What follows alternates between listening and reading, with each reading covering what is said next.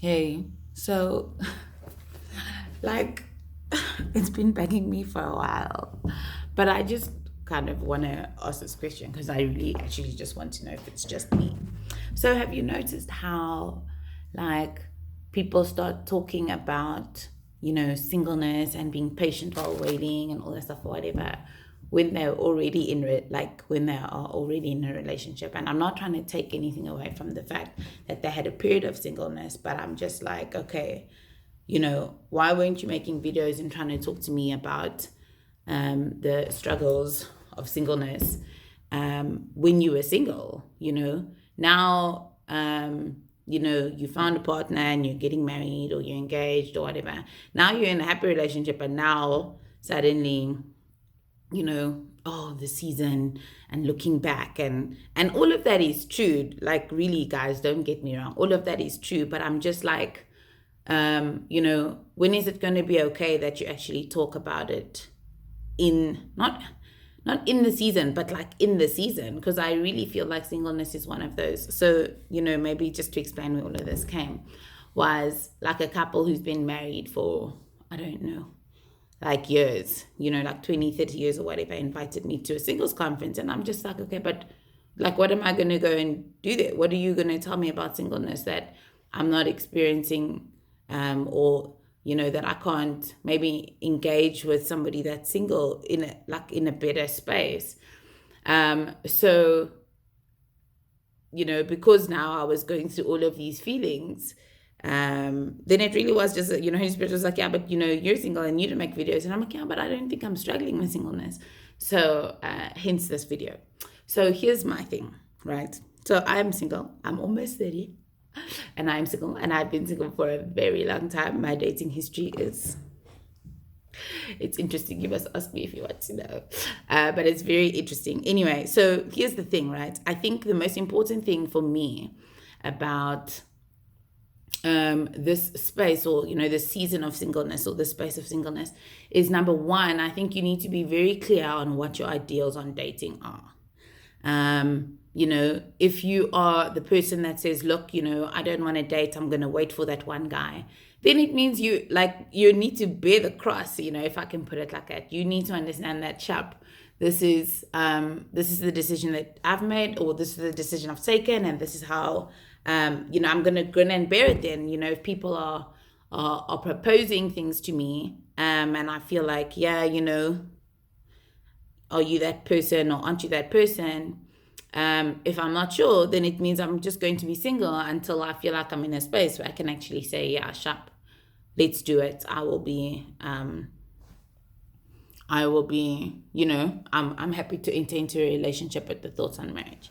Secondly, not secondly, but as another alternative, some people are like, okay, no, I'm happy to date, to discover what I like and what I don't like, which I really just want to, yo, guys, this is going to be such a long video. Actually, you know what we'll do? We'll break it up because there is a lot to discuss here. But anyway, then you have those people that say, I want to date to find out what I like and to find out what I don't like. And maybe just to kind of say it up front, like, there is no correct answer. People need to do what's best for them. But I do think you need to be wise in terms of like your personality and the type of person that you tend to be.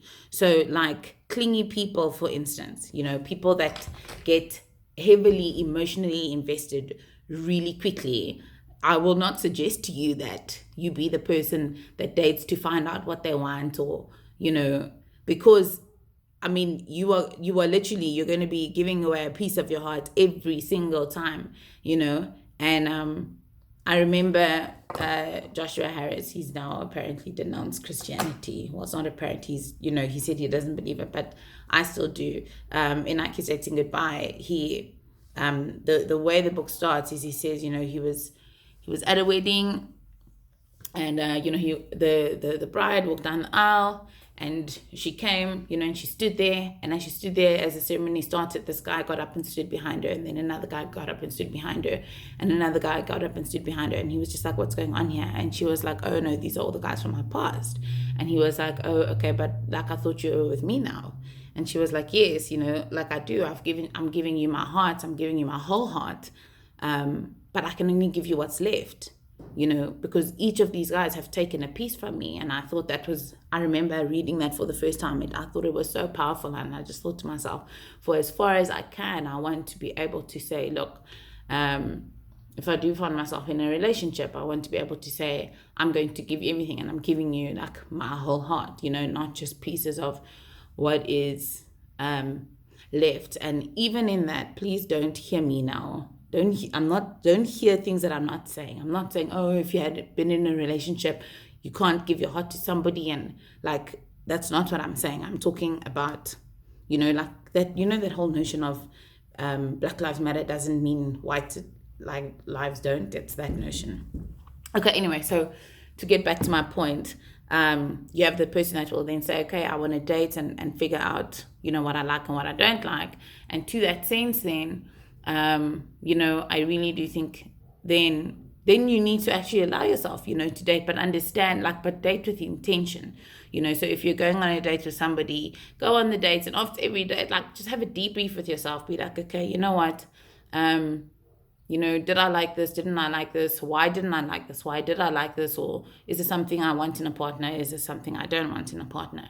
And regardless of what your what do you call it? Regardless of what your concept or what your idea of dating is, that you've chosen for yourself, I think it's really important that you are very clear on what is a deal breaker for you, because and I say this to people all the time. I say, the deal breakers are like the start and end of a relationship, So, and you can't have a list of 7 or 8 deal breakers, guys. You have 3 or 4 things, you know what I mean? So, and all a deal breaker means is, a deal breaker is saying to the person that you find yourself in a relationship with, that, look, these are the things that I will not tolerate. I will not accept it. I will not, if this comes into our relationship, then it is the end of the relationship for me, basically. And what it means is that if you know what your deal breakers are, everything else has to be a compromise. You have to be willing to talk about compromising on everything else. So really, even for people that are in relationships, if okay, so for example, for me, my faith is a deal breaker. And in a spouse or in a boyfriend or in anything like that or whatever, faith has to be something that we share, and something that we share deeply, because it's such a big part of my life. If you're not going to be part of that, if you're not involved in that part of my life, then I feel like, you don't really know me, or you're not really involved with me. So if faith is a deal breaker for me, it literally means it doesn't matter how much I like you. It doesn't matter, how hot I think you are, or how sexy you are, or how nice your voice is. I don't know, just whatever it is, because we don't agree on that. It means I will then choose to not go into any form of a relationship with such a person, So if they come in and they say, okay, yes, but what about, I want to paint the walls pink. I really don't like pink. You understand what I'm saying? But because pink is not a deal breaker, it means I have to be willing to have a conversation about compromising in that area. And I think we should probably leave it there. Otherwise, this is going to be a very long video. But anyway, yeah. So here I am then, I guess, talking just about singles, and because I think there really is a lot to talk about, and we'll dive into it. If I can, I'll make a video a day and see kind of how we go, or a video every few days. But yeah, I think it's really just around, it's it is, and I mean you need to share such things, because it gives people hope. But I also think there's so much more value when you talk about a difficult season that you're going through, when you are in the season. You know what I mean? Singles ministry must be led by singles. Is it just me?